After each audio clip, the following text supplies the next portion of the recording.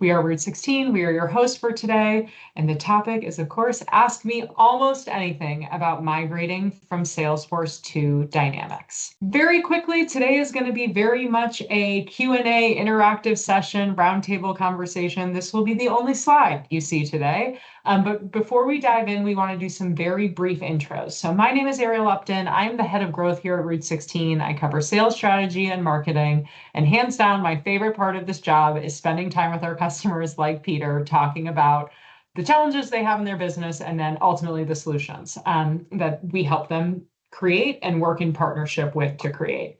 Route 16, very quickly about us, we are a boutique consulting firm. And what we do is we help people and the companies they work for change the way they work for the better, right? We build solutions, we solve problems, we identify opportunities, and we're 100% focused on building those solutions with a Microsoft platform.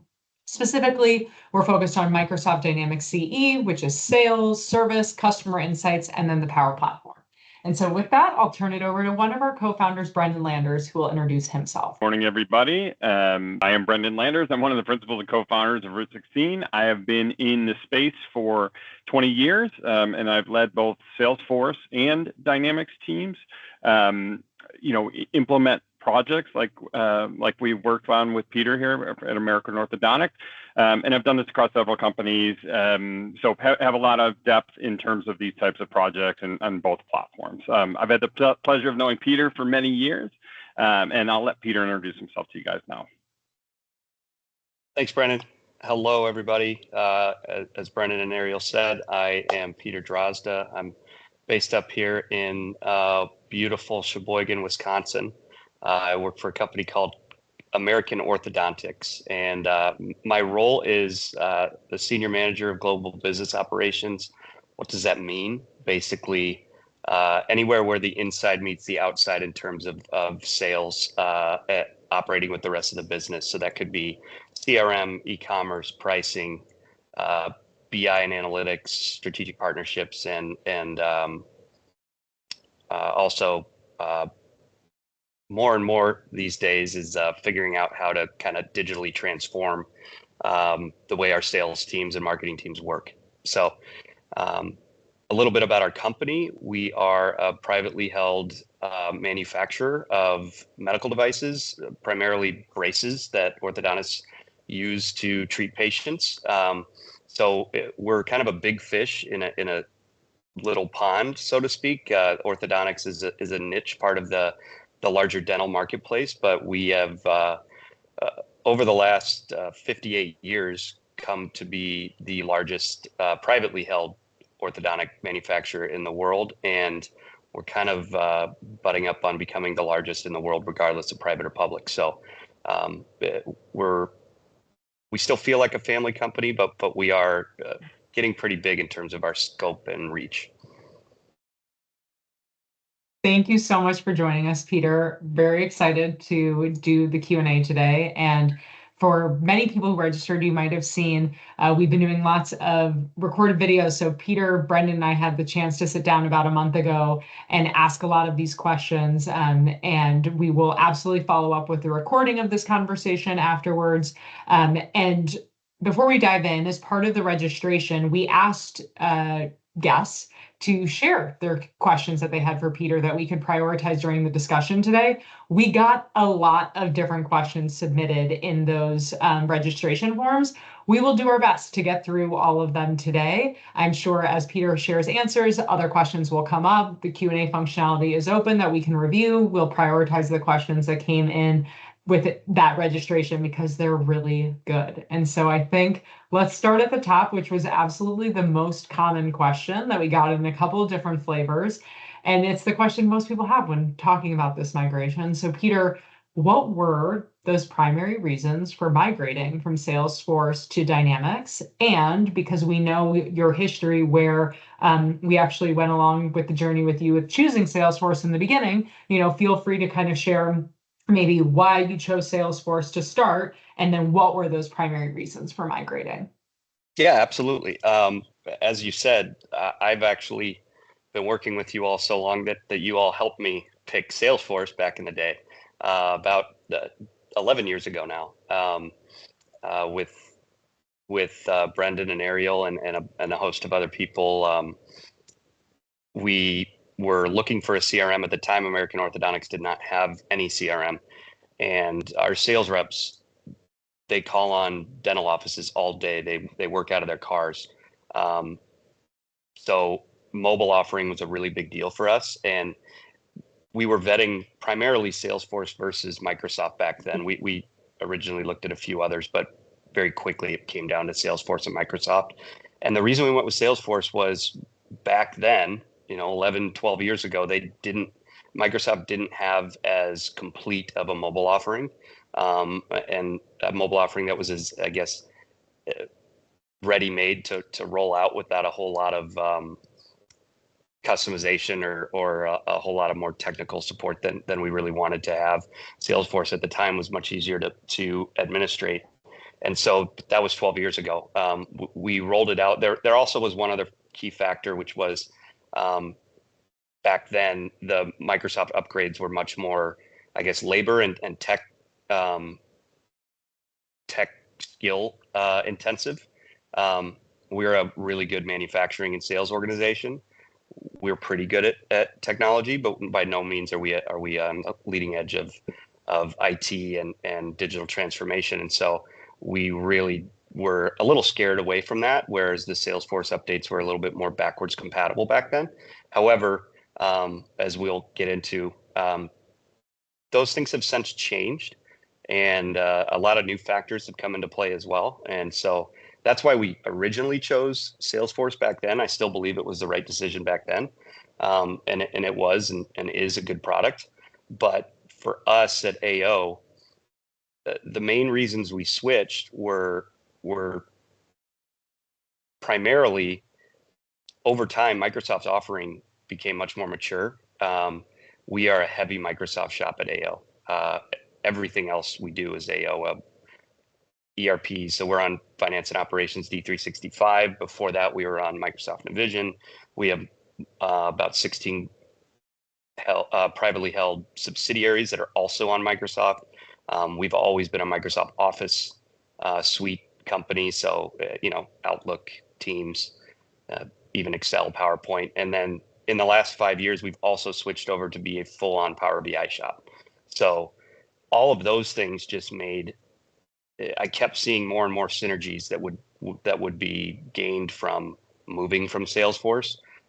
Whereas Salesforce can do those things or can work with those things, but it's a lot more difficult, involves more integrations. It involves a lot of times more fees and upcharges. And really, there were just a lot of out of the box things with Microsoft that I had been keeping tabs on over the years and talking to Brendan and other, just watching the market. Even in the Gartner Magic Quadrant, you could see Microsoft just moving its way up and up and up and almost overtaking Salesforce. And so it just kind of made the decision in the back of my head, like, okay, one day we're probably going to go there. We just need to make sure it's the right time and that we do it well and correctly once we actually, pull the trigger. Got it. I'd be curious, Peter, from your perspective, I have my perspective, but, for AO in particular, what were the major differences between the applications? What were the concerns and those types of things in terms of feature functionality? Did you notice any big gaps, any holes that had to be filled, that sort of thing? Yeah. So the biggest one, well, there's two that kind of go hand in hand in my head. One is what I call Outlook integration. It's not really an integration; it's just like a plugin. But the ability to not have to do double entry or maintain a calendar in Outlook and then activities in your CRM, right? You could do both at the same time out of the box with Microsoft, and that had always been a big frustration for us with Salesforce, and we kind of just learned to live with it for as long as we could. But we looked at doing the Salesforce offering for that, but it requires using a completely different app. It's very expensive. We did not want to take our people out of the Outlook app. which is what we use every day, all day, across the business. And we didn't want to move sales to something else. There's also some security concerns with that as well. So that was a big one. But then going hand in hand with that, just in general, is the seamless way that different Microsoft products work together. So Power BI is the other one. We can embed Power BI anywhere in the Microsoft CRM. In Salesforce, that was a lot more difficult. And in many cases, we were actually loading in a separate data set into Salesforce instead of trying to surface an already existing dashboard, because that was actually easier, even though it really wasn't that easy, but it was just the path of least resistance. Whereas now in Microsoft, we can do those kind of things. Also, we're just barely, we've been live for just about a year now on Microsoft CRM, and we're just scratching the surface of what we can really do in terms of leverage things that we already have, and get deeper into the Power Platform. So those were kind of I don't know if I directly answer your question, Brendan, but those are kind of the main, I guess, outside of cost, right? Which is also another big factor that we need to talk about. But just in terms of like gaps in the Salesforce product, that was mainly what I found. But then there were other things too, like, we had just gotten through a massive ERP project, upgrading our ERP from Navision to Dynamics, basically the former AX, and things like sandboxes were becoming more difficult. Also, like multiple different dev environments and test environments and everything it was becoming very expensive and also very difficult to manage. And like I said, just managing the multiple integrations that came along with having everything Microsoft except for my CRM. Makes sense. So you kind of touched on this, and I think the P word, price, right? And I think, I made a joke in the overview of this session, was like, ask me almost anything. Like, everyone's got to negotiate licenses for themselves, right? So we're not going to give away. That's very personal to every organization. But, one of the questions that we got in registration, which I just kind of love that like straightforward language of this, of like, why did you drop Salesforce? And we've you just outlined a bunch of reasons, but is there kind of a perspective on price that you're willing to share, or other reasons why maybe moving away from the platform made sense for AO at this time? For sure.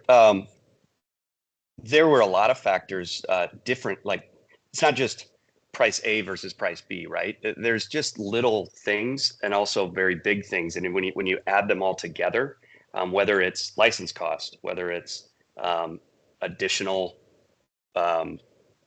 services or additional modules that you want to add on, those were all becoming increasingly more expensive to do with Salesforce versus with Microsoft, where let's be honest, we are a massive Microsoft shop already. So there are obviously volume scale advantages that we could get from there, right? So that was a big piece of it. But 11 years ago, that was true too. And the reason we went with Salesforce, because we're not all about price. Even our sales philosophy for our products is we make very high quality products. We're the only orthodontic manufacturer that manufactures everything in the United States.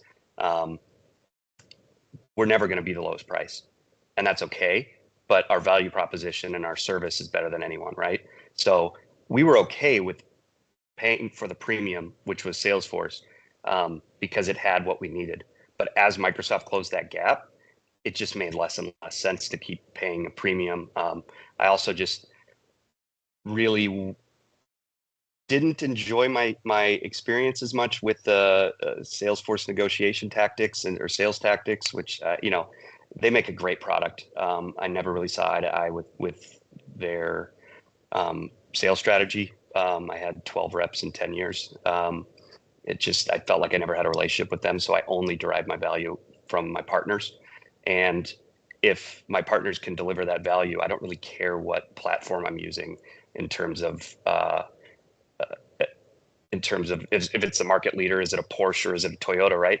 I actually think Microsoft has surpassed Salesforce in some ways over the last 10 years, and I can get it at a more cost-effective total bundle. So it really was a no-brainer once Microsoft was able to do what I wanted them to be able to do.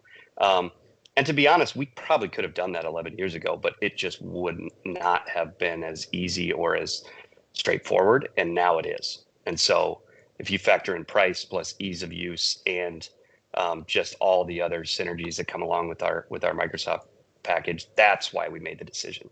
If it was price alone, wouldn't have made that decision, just like we didn't 11 years ago. But now it was a no-brainer, like I said, but only at the right time with the right people. Got it. So switching gears a little bit, the next question is, major lessons learned from the migration. So what lessons did you and, the organization learn from this project, from this migration? Yeah, well, I want to go back all the way to the beginning, actually. We learned a lot from the initial project, just CRM in general, just be CRM agnostic, but just doing a CRM implementation, right? So we learned a lot then, but then even more so, we did a global ERP upgrade that I mentioned earlier, and a lot of vetting requirements, actually vetting requirements. Don't just ask everyone for what they want, right? But actually sit down with the users, do ride-alongs, do day in the life documentation, and then really go back and keep revising your MVP or minimum viable product. We got really good at that over the last couple of technology projects we've done. And because of that, I felt like we were already starting ahead of the game on this project. But then when we first engaged Route 16 and decided we were going to do this, we had all that previous knowledge and stuff gained, but we still started from square one. I called up Brendan and said, "Hey, I want to visit one of your customers. I want to do a ride along with them. You can be in the room, but I'm gonna ask them all the questions, and I want them to be able to be honest with me." And so we did that. We actually brought Route 6. I want to shout out Jen Ford, who's our project manager. I would be remiss if I didn't mention her at Route 16. She's been the key person there for us, and she actually went on the road with us, and we had her do ride-alongs with multiple sales reps in multiple different regions, Midwest, East Coast, up north here. And we really wanted to get like a third person view. Like, I can tell Route 16 what I think we need, but I kind of wanted to take myself and my team as the middleman out and just have the tech experts actually follow the people going into the offices every day and do that. And so those two pieces really uncovered a lot of things that I didn't think about before, or that maybe we thought we had a handle on, but we didn't, in terms of certain piece of data that we thought we were going to be able to migrate very easily. And it turns out now we should probably just start new, because the existing data we have is not accurate, or at least we're not down to the level that we really think we need. Also, we changed some workflows pretty significantly for the better, but one in I don't want to get too in detail on this because it's my least favorite topic, but like cases, opening a case, like a service case or a return or a credit or anything. And we were able to really enhance that whole workflow and make it a much more efficient process through this implementation. And I didn't even anticipate on that being a big win for us. I thought we were going to just replicate what we had before, but because of that due diligence we did up front, we were really able to capture that as almost like a new requirement and implement that as like a day one win for us. So pulling more on that, anything, in a lot of ways, there was a lot of great things, directions we can go from that answer you just shared. But when you think about the migration, we talk with other people, with other prospects who are considering this, or Salesforce customers who are thinking about it, and there's fears about it, right? That this migration is, not only from a user adoption piece, but it's just a big change. And I guess the question I have for you is, in that context, is when you think about the project, when you think about the migration, when you think about the change, what went better than maybe you expected? And like being really candid, what was maybe more difficult than you anticipated? Great question. So what went better was actually,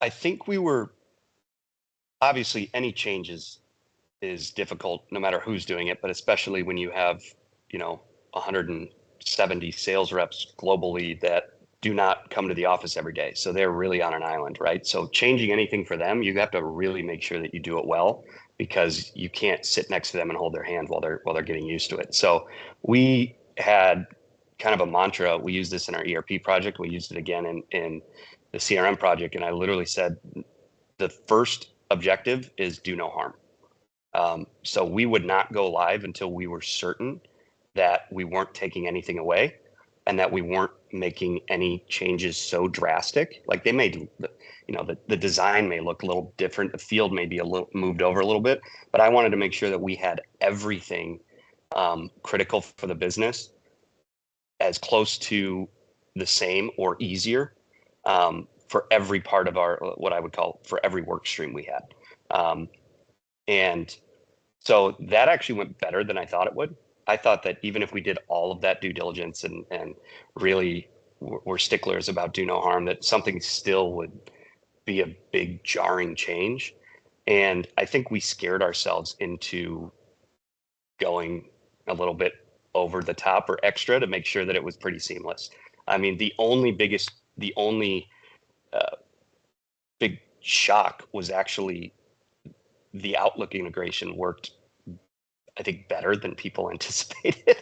And so they were like surprised, like, why is all this stuff showing up in my calendar now? I thought I was just going to show this. And we're like, oh, no. You don't have to do that anymore because it's all showing up in your that kind of thing, which is a good problem to have, right? But they were like, oh man, like, do I really not need to enter an activity anymore if I can do it from my Outlook calendar or vice versa? And we were like, yeah, no, we weren't kidding about that. And so some people were doing a little bit of dual entry for a while because they just didn't believe that, even though we showed it to them, they didn't believe that it would actually work. And so that took a little bit of getting used to, I would say, especially internationally, where that was actually where our biggest demand for that feature was. Surprisingly enough, it was in Europe and in Australia. And we were like, hey, we gave it to you day one. And they still were like, it can't be this good. We're going to keep doing the old way and the new way. And so we just had to kind of win them over with that. But like, that was a good problem to have. But that was one big like change management thing we figured out, is like, don't just focus on the things that you think are a negative that are changing, but also focus on the positives. Because just because you think it's a positive here, in the headquarter office, they may still not be fully bought into that being a positive. And so actually, we do a lot of like tips and tricks. We use Chatter in Salesforce a lot, and now we use Viva Engage in Microsoft to replicate that functionality. And we always put tips and tricks, and usually we're putting tips and tricks out there for things that are struggles or pain points. And what we realize is we actually need to start doing them for things that we want to be like highlighting, like marketing ourselves. Like, hey, did you know that it can do this and it's awesome? Which it was just a little bit of a mindset shift for us. But that was like the big change management thing that we learned, which I never would have thought of. In terms of negatives, so the benefit of moving to Microsoft from Salesforce was all of these out of the box, either plugins or quote unquote integrations that aren't really integrations anymore. They just work seamlessly together. The downside to that is, like, when I wanted to administrate Salesforce, I had to go do that completely separately. And it was just like an extra step that I had to do. Now, because we are a Microsoft shop, some of that functionality is bigger than just my global sales operations team, right? It's, licensing, right? Like before with Salesforce, because it was just CRM, right? Like I could just go turn on a license myself, even though I'm not an IT person at all. Now we just had to kind of relearn some back end administration workflows because our IT team has basically always managed all the Microsoft licensing for everything else except for CRM. And now there are some things obviously that my team could still do, But we did just have to learn how to kind of bring our IT team into the fold in some of these things for administration. And that was just a learning curve. Like I said, it wasn't worse than Salesforce. It was just different. And I wanted to bring this up earlier when you were talking about pricing too. Because we are a Microsoft shop, like pricing, even if someone wanted to ask me like, what's your price? I couldn't give it to them, right? Because I could, but I'd have to do a lot of work because we were able to negotiate it with our ERP and with our Power Platform and with our Office 365 licenses. So because of that, like everything is kind of all bundled together, which is good, but it just means if you were a sales operations team like my team was, which 11 years ago, we were shadow IT. We were just off doing our own thing, implementing CRM with very limited IT involvement. You can't do that anymore. But actually that's not good for the business to have shadow IT orgs everywhere. So it was a good thing. We just kind of had to get used to it, if that makes sense. Yes, that makes sense. You talked about change management a bit, Peter. So I want to dig in there a little bit. Like, how would you describe adoption? You probably had some concerns. That's always a concern. How would you describe? You've touched on it along the way here, but I'm curious. Like, how would you describe adoption overall?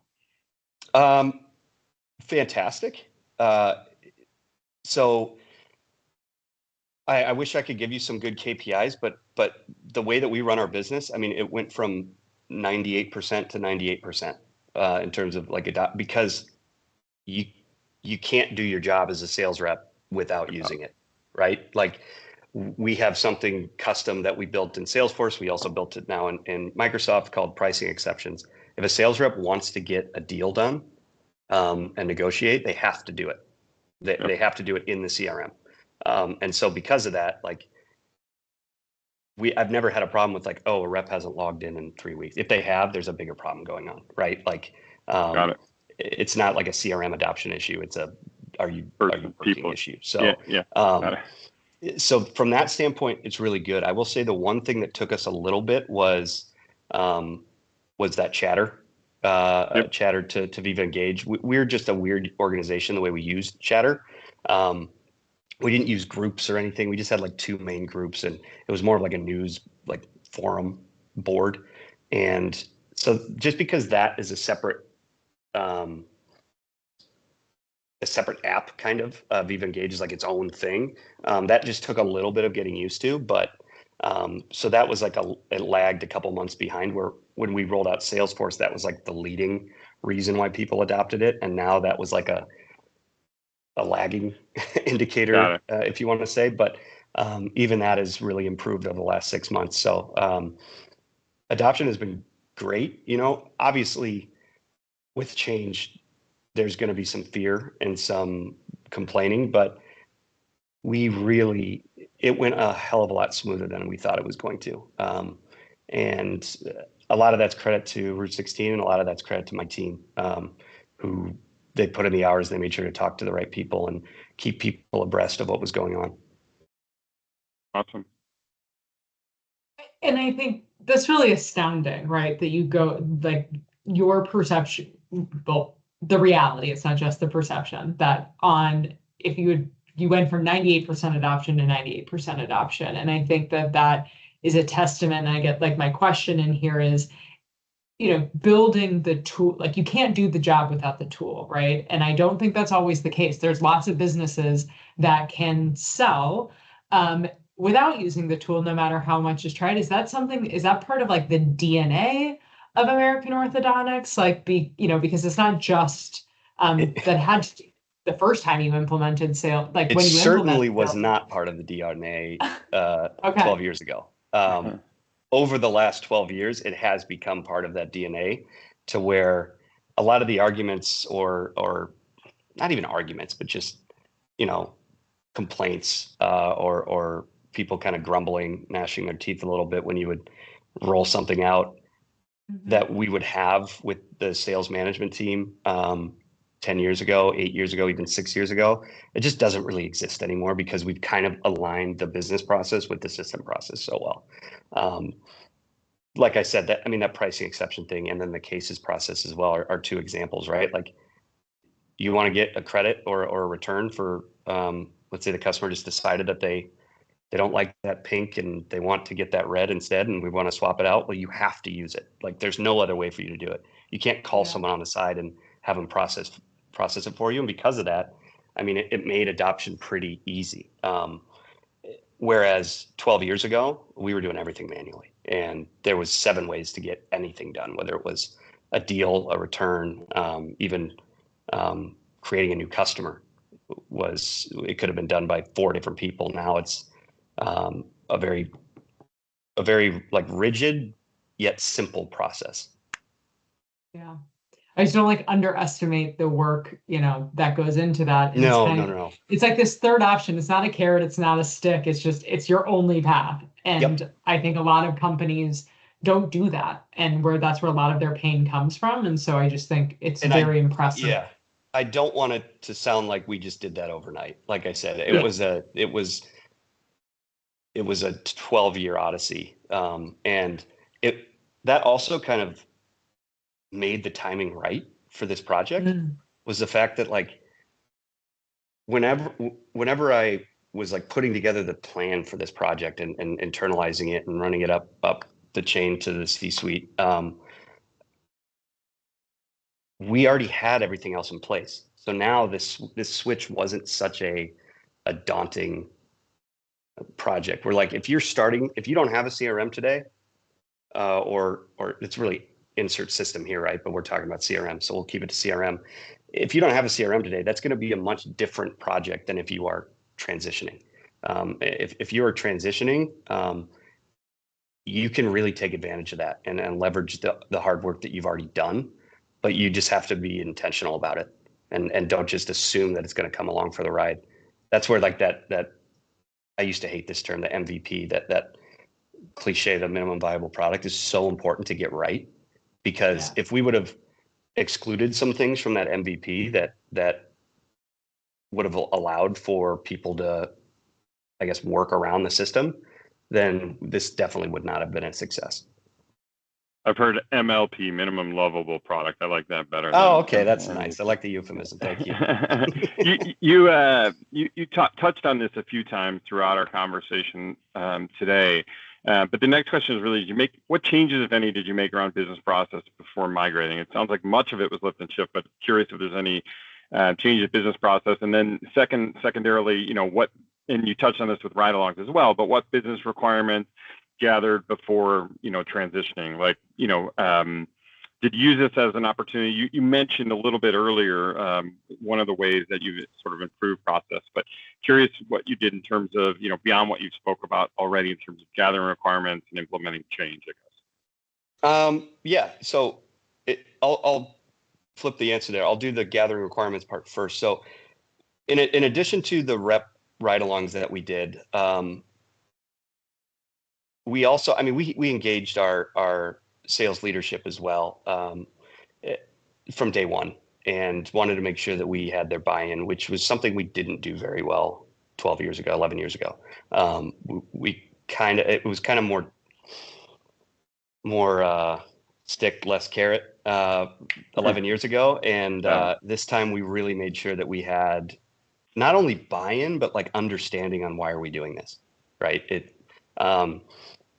So that was key, just like having open, transparent conversations with all the right stakeholders and leaders up front was important. But on a more like granular level, not only did we do rep ride-alongs, because at the end of the day, the sales reps are the key piece of this, right? Like, yes, we do marketing. Yes, we have customer service in there as well. But if it doesn't work for the sales reps, it's not working for anyone. So of course we focused on that the most, but we also, myself and primarily my team, did a lot of discovery, not just at the headquarters, but also we went to some of our subsidiaries. We went to global sales meetings, and we had little breakout sessions where we would talk to them about it. And then also when we were going live, we would obviously, even though they had already been trained on it, we kind of did retraining and asking for Q&A or input. It was just really about try to over prepare. Like I said, we traveled a lot, we were on a lot of calls, but we also just made sure that it wasn't a secret project that was going to get surprised surprise flung at everyone last summer. It was, they knew a year in advance that it was coming. And even 6 months in advance, they knew the date that it was going to happen, and the things that were going to need to be done to get us there. And a key part of that was also finding a pilot test group. And so we, from customer service, obviously the internal administration team, and then sales, not only sales reps, but sales managers, we had all of them, both domestically and globally. We had pilot groups for them, and made sure that every sprint we did, they were doing, I think we did 3 or 4 rounds of testing, and then kind of like agile. Okay, that didn't go well, or they wanted this to be tweaked a little bit. Let's change it, get it back to them in a week or 2, and then have them retest it and make sure that it's okay for them. And that really, really went well. It was something that we sort of did the first time, but we didn't do it as well or as completely. And then, sorry, so that was the first part of your question. The second part, in terms of process changes, part of this was, see, it's hard for me to like separate just CRM, because the ERP change was right before that. Yep. We went live in 2022, and then 24 we went live with the CRM. So we became a much more global company. We were always a global company. We had multiple subsidiaries across the world, but they were in different ERPs. Like basically you had 12 different ERPs that all integrated together, but they were not talking to each other on everything, right? We didn't have the CDS, whatever Microsoft calls it now, the common data service, right? That we weren't in one ERP with multiple different subsidiaries. It was multiple different ERPs, right? And similarly, for CRM, we were able to leverage some of that as well. So whereas before we had a different process in France than we had in Spain, than we had in Australia, than we had in the US, they weren't, it wasn't like they were 100% different or anything, but I would say some of them were 80% similar. Some of them were only 30% similar. So like we had a lot of tough decisions to make, because you can't please everyone. But once again, back to that, making sure that you get full adoption is making sure that you kind of standardize how things are done. And so we standardize as much as possible while still obviously allowing for localizations, but there's a difference between a localization and a customization. And we tried to avoid doing something wildly different for France just because that's what France wanted. Now, if there's a really good business case for it, well, let's see how we can make that, encapsulate that in the bigger overall business process than just have a one-off for them. Because then next thing you know, we're going to have a one-off for Israel and a one-off for Australia and a one-off for Texas, and it's going to be a nightmare again. So that was the biggest thing, is the process changed. Like I said, I mentioned that cases of returns thing before. That was only followed in the US before we went live in the CRM and maybe one other subsidiary. And even then, they actually had to go into a separate quality management system to do part of it. We were able to remove the sales reps ever needing to log into that quality management system, and just do everything they needed from the CRM. So that was a big win for us, and we were able to do that globally. And that actually helped us bring on some subsidiaries that just weren't doing it at all. And now they all follow the same process, no matter what market they're in. Great. As a follow-up there, you kind of you hit on this just now as well, so you're doing great teeing me up for these questions. But the next question we had in from the audience here is how did your ERP strategy impact your CRM strategy, if at all? Again, you just touched on the ERP side, so I think it's a nice sort of segue to this question here. Well, to be honest, I have been thinking about this change for years, right? Before we actually did it. At least, even if I wasn't fully planning on it, I was kind of making a contingency plan if it happened, right? And because of that, when we started the ERP project, I actually, our original consultants for our ERP, well, still our consultants for our ERP team they're based in London. I actually flew over to London just for a specific 36-hour deep dive into CRM. Microsoft CRM. And this was 6 years ago, 5.5 years ago. COVID obviously messed up the timeline a little bit, but it was right before COVID. So we got delayed a little bit after that, but I was planning for it that far in advance, and just in case. Like, we had not signed anything. I don't think we had even started. I don't even think your company existed yet, Brendan.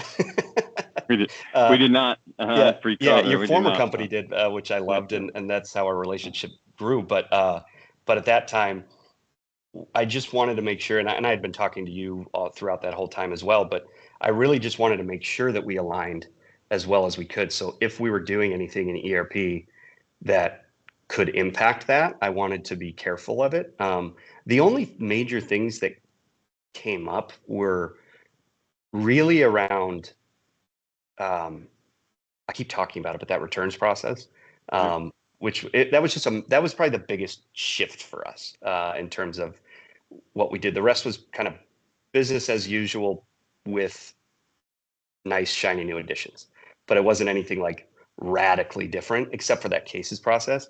And so that was one piece that we really had to hone in on and make sure that, if anyone has been involved with an ERP before, and especially if you're dealing with sales orders and returns, you know that it touches like 7 departments. And so you got to get that right. Sales can't just ask for it over here and make it happen, because it's going to mess up quality, supply chain, finance, customer service, everybody. So even shipping. So we really had to make sure we got that right. And so I don't even know if I'm answering your question, Brendan, but basically I tried to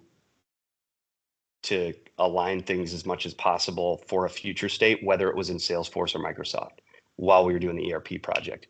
Oh, sorry, I didn't mean to cut you off. It sounded like you got into the ERP, then, and I knew, okay, now 2 years later, we're moving to Microsoft. It was pretty easy just to make sure that we did our due diligence and say, okay, here's what we want in the CRM. Do we already have pieces of this, or an existing process somewhere else in our Microsoft stack that maybe we can leverage? Even the Power BI stuff, right? Like, we basically don't use Microsoft CRM dashboards because we already had everything we needed in Power BI, and we were able to just surface those into the CRM. And so had we not done that due diligence and really cataloged everything that we had, we maybe would have built a whole lot in CRM that was just redundant to something that already existed somewhere else. Yeah, and I think for the audience, and I think you have some sage advice there for folks who are, on the ERP journey of don't paint yourself in a corner. Be aware of its surroundings, if you will, so that you have that plan longer term. So if you do make the switch, right, you're aware of capabilities, you're aware of kind of a corner you might be painting yourself into. So I'll let Ariel ask the next question, but I think that's kind of what you spoke about there. That's which a perfect point. Like, don't paint yourself into a box no matter what it is, right? Exactly. Even we also implemented with our new ERP a new e-commerce site, and it's part e-commerce, part just order entry. It's both what our customers use and what our internal agents use. And we very specifically did that with an eye on, we hope we never move from this, but what if we have to? And we made some decisions that may have been a little bit more costly up front, but they didn't paint us into a box for that later. And that actually also benefited the CRM project as well, because we have a couple tie-ins between the e-commerce site and the CRM as well, and that enabled that. And I think this TF is just, we couldn't tie this done this better if we had reversed it. But Brendan, how you said like sage advice, one of the questions we got, and I love the way that it was phrased, was just like, I'm just keen to know more about this relationship between being a Microsoft shop and using Microsoft F&O, using Microsoft for ERP, but having an organization, the sales organization still uses Salesforce. And I think this is still really common. And we're seeing shifts, right, to more consolidation. And I guess just asking you a bit to be the wise sage here of, if you think about strategically as a company, why it makes sense to, make these decisions in tandem and why, the one platform approach has worked for you. What would you say to someone who's in the similar position, like in that exact same position, moving forward as you described, ERP project in 2022, still on Salesforce, contemplating this move? Like, what advice would you have, or what questions would you tell someone to ask themselves as they're in that process? Boy, it's difficult that you're asking me for sage advice, but I'll try and give decent advice It can here. be bad But advice too. Like, no, advice. the questions that I would say to ask up front, like first off, why are you doing it? If you're doing it just to make your CFO happy, that should be a factor, but that shouldn't be the only reason you're doing it, or else you're selling yourself short, because you can also get a lot of other benefit out of it.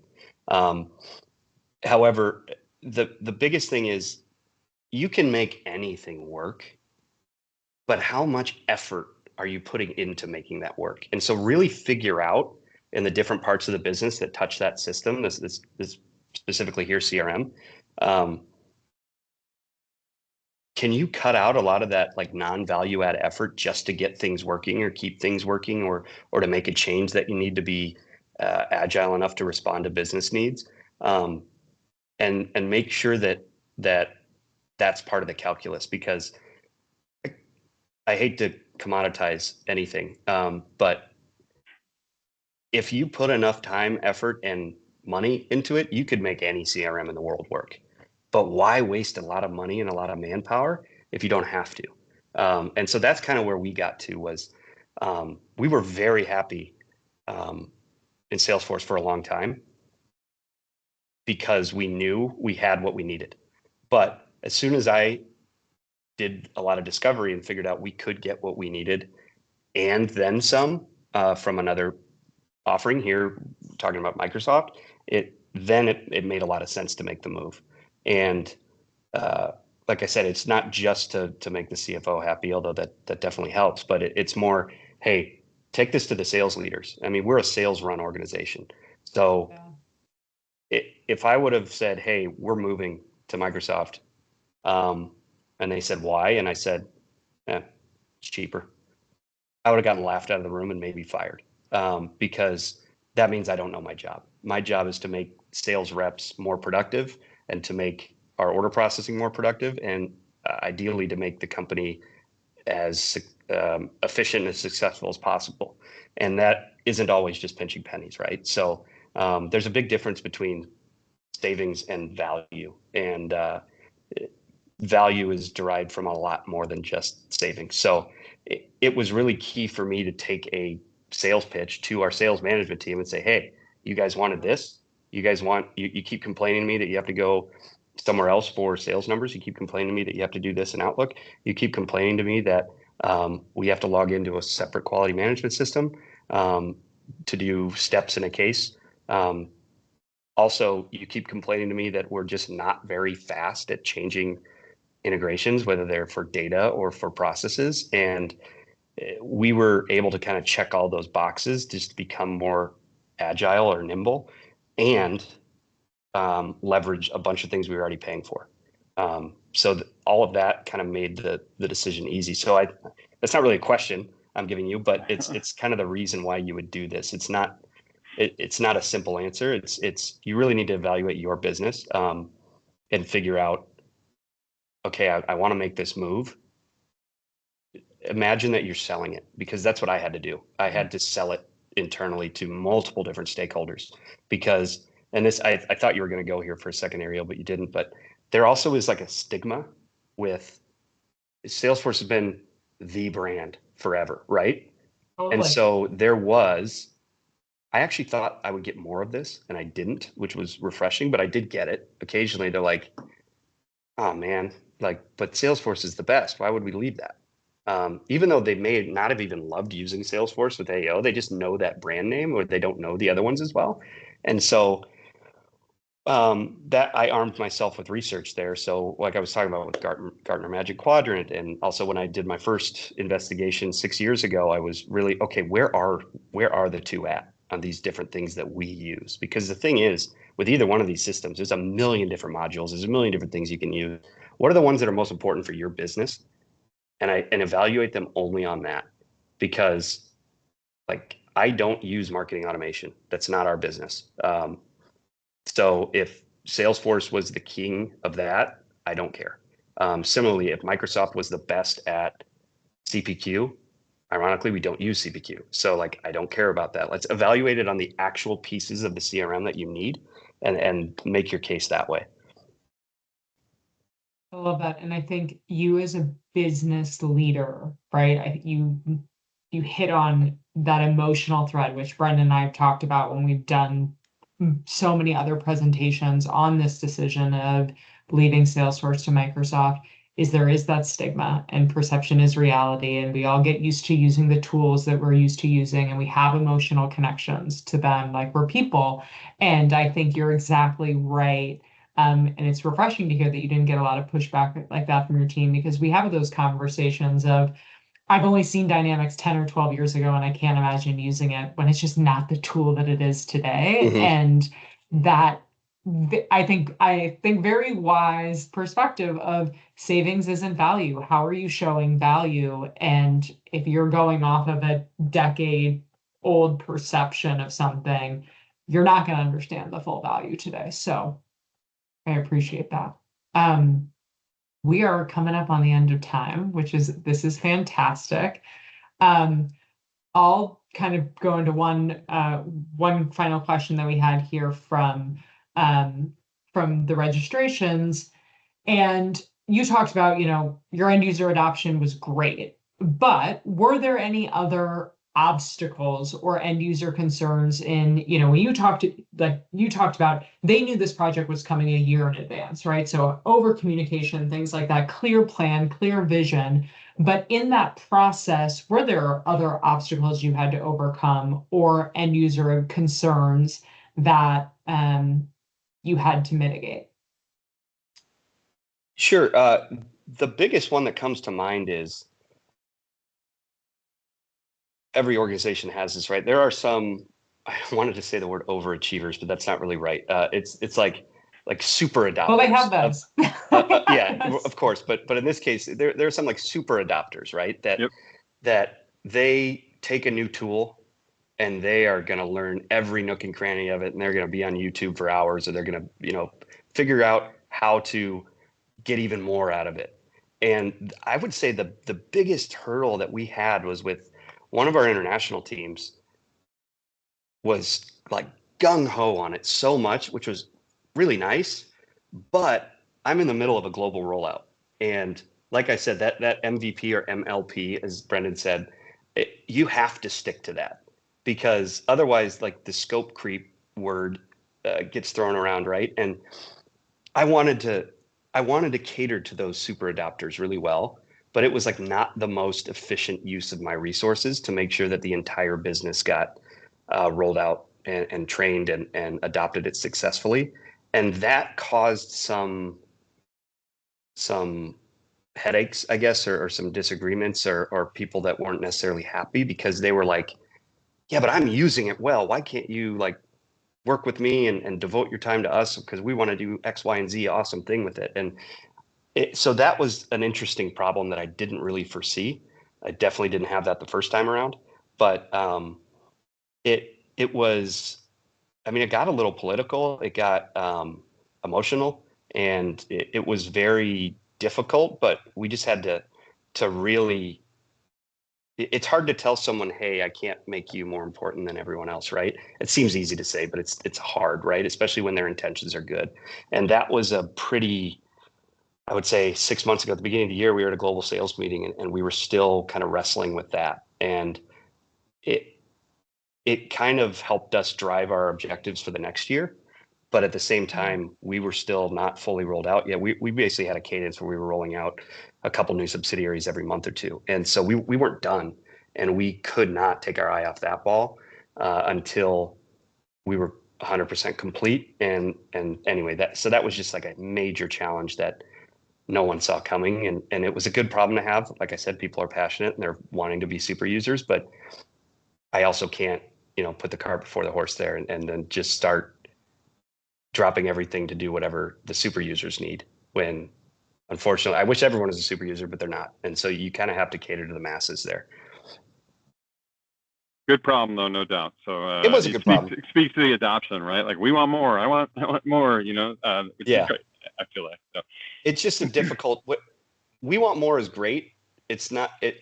What you don't want to hear is, we won't use this until we get also Totally. X, Y, and Z, right? Totally. That is the conversation that you need to try and avoid, or at least get over, because it happens, right? Some people are just so sophisticated with whatever they're using that they see some of the basics as too basic, right? And it was a weird problem to have, but it actually affected a decently sized region of our global business, and it was, like I said, a good problem to have, but it was really unexpected, and it kind of took way too much time to overcome. We got a live question, so I'm going to share this one in our last couple of minutes. So, Peter, does American Orthodontics buy support from Route 16 or from Microsoft? Please discuss the related decision-making process. Good question. We use Route 16 for support. It's nothing against Microsoft. I also didn't buy Salesforce support. I had support from my partner, and that was actually something I was hoping we were going to touch on here. So I'm glad we're getting to it at the end. Is I think the most important thing, like you asked for sage advice, it doesn't matter. I hope your partner's Route 16 because they're phenomenal. I've done business with them for 12 years for a reason. And it's not just because Brendan and Ariel are super nice. They're also very smart and good at what they do, but it doesn't matter at the end of the day what system you're working with or what partner you're working with. You should derive most of your value from your partner. Because I look at it, I use this example all the time. I look at Route 16 or my former Salesforce partner, doesn't matter who, I look at them as my fiduciary. They're acting in my best interest. And whether you love your sales rep or support team at Microsoft or Salesforce or insert tech company here, like at the end of the day, their end goal is to sell you licenses and to grow, whether it makes sense for your business or not. Of course, they're not going to just try and screw you over totally, but like I want a third party that's acting on my behalf because I don't have time nor the technical expertise to read through every release note all the time and know which things are going to help me, which things we need to keep an eye out for and test because it might impact something. I could watch a demo of any functionality in a CRM, whether it's Salesforce or Microsoft, on YouTube and be blown away by it.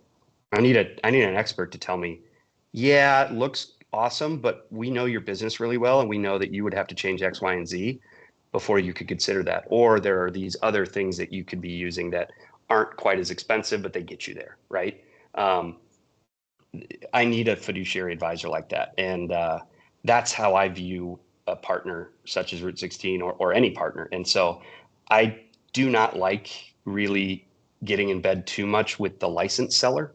Of course, you have to have a good relationship with them or as good as you can. And they can be a very good resource, but I just don't want to put all my eggs in one basket, if that makes sense. And I honestly think at the end of the day, they're going to sell you the licenses, but then the people that actually implement it are the ones that get to know your business. And so if you cultivate a good relationship where you do trust them and they trust you, then that can be a huge benefit that you'll just never get with a larger tech company that's selling you the product, because they just don't have the time, nor is that they're not in business for service, they're in business for product, right? And whereas you guys or any other partner should be in business for service. From that perspective. Love that. Well, Peter, thank you so much. Chatting with you is, like I said, favorite part of my job, and building relationships with you and your team has just been so wonderful. And to everyone, thank you for joining us today. Peter, thank you so much for your time. And it's just been fantastic to learn more about your journey. Thank you so much. And it goes without saying, Route 16 is fantastic. I love working with these guys. You're making me blush, buddy. That's my goal, Brendan. We're recording, right? It's perfect. So, no, joking. Wonderful. Well, thank you so much for joining us, and everyone have a great day, and we'll be back with future events.